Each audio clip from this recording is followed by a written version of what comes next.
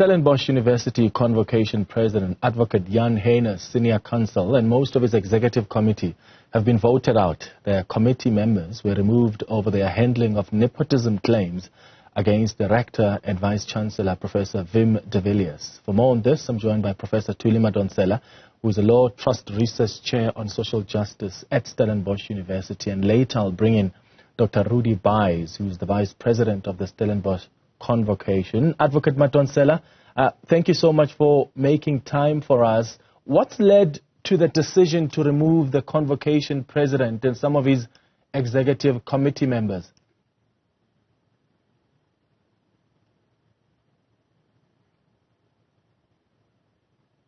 Okay, sorry. Greetings, Clement, and to viewers.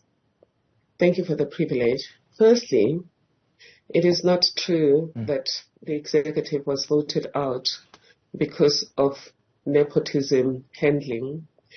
The executive was voted out for violation of the Stellenbosch University Constitution, which Constitution makes provision for the convocation with 230,000 members, an executive of 5 people. How did they violate the Constitution? It really didn't start with the nepotism issue that is now being used as an anchor. It started with trying to remove from office the Vice-Chancellor of Stellenbosch University unprocedurally after the Human Rights Commission released a language report. And then Senate, which is where the academics at Stellenbosch University meet, decided to issue a counter motion expressing a vote of confidence in the Vice-Chancellor. So then the struggle pivoted to something else. By their own admission on Thursday, members of the executive said they were trying to remove the Vice-Chancellor because they're not happy with transformation at Stellenbosch University. Advocate Heyners, SC, specifically said Stellenbosch University represented an ideal, and the transformation process that is currently taking place has pivoted from that ideal. What about his Vice President, Rudi Buys? Was he also a subject of a motion of no confidence? No, he wasn't. Purely because it's all about respect for the Constitution. They were being asked to explain why they acted outside the Constitution and ultra-virus their powers. Dr. Buys, on the other hand, indicated that he was always uneasy with these decisions that were excluding the convocation and pledged willingness to take decisions that are based on decisions of the convocation, because that's what the Constitution says. They're supposed to give expression or to implement decisions of the convocation. And Dr. Buys was the only one who was willing to subject himself to steward leadership. What does all of this mean for the future of the Stellenbosch Vice-Chancellor, Wim de Villiers? Well, this means nothing for the future of the Vice-Chancellor, Professor Wim de Villiers. The process that was instituted, although instituted for reasons unrelated to what he's now being charged for, that process will proceed. What has been unlocked on Thursday is the possibility for a Stellenbosch that moves forward through dialogue. No group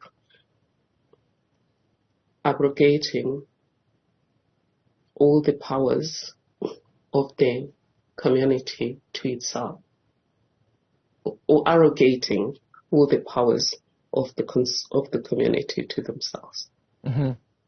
And how far is the university with investigating those claims against the Vice-Chancellor?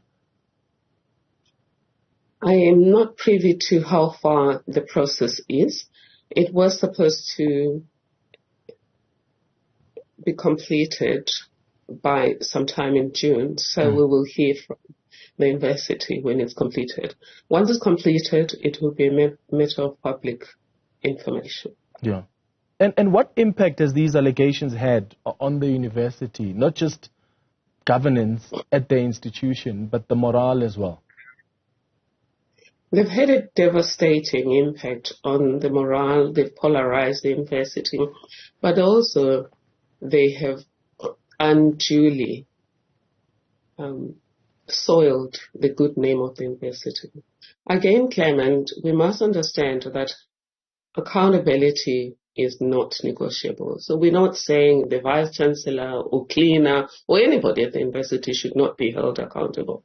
We're saying allegations are not a finding. So nobody has a right, as soon as they have any allegations, to go around soiling the name of a person and suggesting that just based on those allegations, the person should be removed from office. Okay, and can we expect, now that this president has been removed, what's the next process? Is there going to be another election for members of the committee for the head of the convocation? There will be. At the moment, based on the motion on Thursday, the deputy president, that is Dr. Buys, becomes the sole member of the executive, and then a process of electing a new executive that is willing to subject itself to the will of the constituency, that is consultative, but also would like an executive that is committed to moving forward together. In other words, an executive that is not working against transformation, an executive that is working with all of us in transformation. And in that process, it is true that we'll disagree. Okay. And that's natural and necessary. But how those disagreements are dealt with, they shouldn't be dealt with through bullying and trying to remove people from office under pretext. All right. Advocate Thuli Madonsela, thank you so much for making time for us. I'll bring in now Dr. Rudi Buys, who's the Vice President of the Stellenbosch Convocation, who has also been listening in to that conversation with Advocate Madonsela. Dr. Buys, thank you for also joining the conversation. Were you surprised, and maybe clear the confusion first of whether or not there was, in fact, a motion of no confidence in you as well, that you have survived? What happened?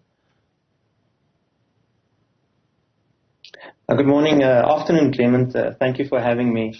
So the motion of no confidence in myself as Vice President was premised on the claim that, because I essentially did not support or was not in favor of the executive committee calling for the resignation of Professor de Villiers without consulting the convocation broadly, that I had, by indicating that in some way after the meeting, had sowed division within the executive, and then also had in some ways sowed division within the convocation, which of course I had contested, and the meeting had then decided against that motion of no confidence, which I appreciated quite a lot.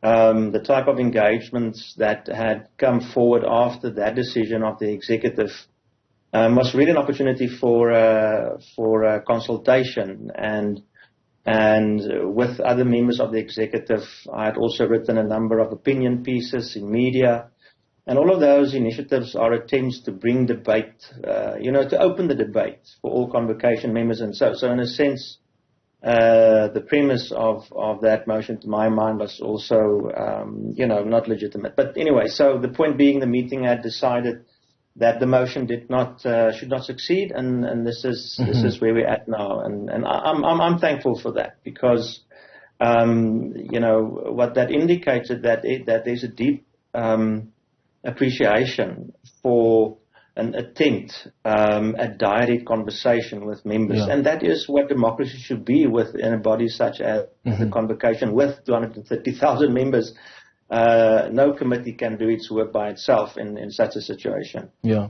What do you think of the allegations against the Vice President? I mean, do you think he did anything wrong when he used his discretionary powers, which allow him, in my understanding, to make about 3 placements annually? He used that discretion to give 2 relative posts in the medical faculty. What do you think of the claims and how he's acted? Well, you see, there is bound to be so many details and aspects and nuances to what actually took place in that context, and that's something that the committee that the council appointed to investigate the matter would sort of, in the end, be able to show and report on. And so it's quite difficult, and this was part of my concern, that we as an executive would express ourselves prematurely on precisely what had taken place and had decided on, the guilt or not for nepotism on the part of the Vice-Chancellor. So at this stage, I really can't express myself on that, and we'll have to wait and see. But what is a fact is that when there is clear indication of nepotism in some other way, the council must consider, the most appropriate and recourse and for the consequences to be carried. So there's no way out of it. These matters of ethics here and leaders at the senior level must consider. But that's not a point that's contested. That is the one thing that all parties within the convocation and the current conflict around consultation had agreed upon, is that if there's proven nepotism, the real consequences must be carried by the Vice-Chancellor. Yeah, which is fair enough, right? Follow the right process. Precisely. That's precisely the point, is that when you allow due process, then you also afford the Vice-Chancellor the protection of the law, as much as one would use the law to actually, consider guilt or not. So it is really about fairness. It's really about proper procedure. It's really about, if you will, maturity and democracy. And that's something that I think we can never compromise on, especially in the country with the number of challenges that we face with regard to leadership in various environments. So I'm very encouraged and quite frankly proud of how the meeting on Thursday after the convocation had conducted itself and had given a clear expression that this is not about Professor de Villiers or any of this. This is really about how we take responsibility for, conducting our business in a democratic fashion. So, and that's a wonderful thing. That's something really to commend on the part of membership of the convocation. Yeah. I'm not expecting you, Dr. Buys, to express your view on whether or not he's guilty, but I just want you to help our viewers understand what the Constitution says and what the rules of the university say around nepotism. So if you are sitting in a position like that of the Vice-Chancellor, and you've got this discretion to make placements annually, and one of those you are making to someone who's related to you, whether by blood or not, in this case the nephew, from what the rules of the university say and the Constitution, is that allowed? What constitutes as nepotism? Well, you see, I think you put your finger precisely on definitions that really matter in this case. Now, again, let me just say this is really my own view, and I'm expressing my sort of own personal perspectives, and not on behalf of the convocation. I really want to be clear about that. But the details of what discretion means really matter in this case. So, discretion would normally speak to particular considerations that would deal with unique cases, and that someone like the Vice-Chancellor would have an opportunity to assist particular students for a number of reasons that he or she would consider legitimate and valid and so. But, discretionary environments and coordinating powers or authorities require in my view, a high degree of ethical consideration. And so the point here, to my mind, is really ethics, and how ethical decisions, especially when you leave discretion on the table, plays out, how it is supported within the institution through policy and other rules and so. But to my mind, that's really the issue. I don't think there's any, or I'll be surprised if there's any rule within the statute of the university that would facilitate or allow for any form of nepotism, which means you would sort of privilege your close family beyond reason, if you will. So, but I mean, that's just my view and reading of it. As I said, I've not, attempted to make a study of the details of the case. And I think that is something that's important. One must leave it to the responsible parties which had been mandated, and also legally to do it properly. So I look forward. Of course, one has one's views and you do your own sort of background reading and so, but in reality, you have to wait for the proper process. And that's I think, what I'll do, what I hope we'll do as a convocation before we express us, another view around such important matters as if, around the future and the work and the role and the legacy of a Vice-Chancellor at a public institution of such high regard, if you will, as this institution. All right. Dr. Rudi Buys, thank you so much for also joining us for this conversation.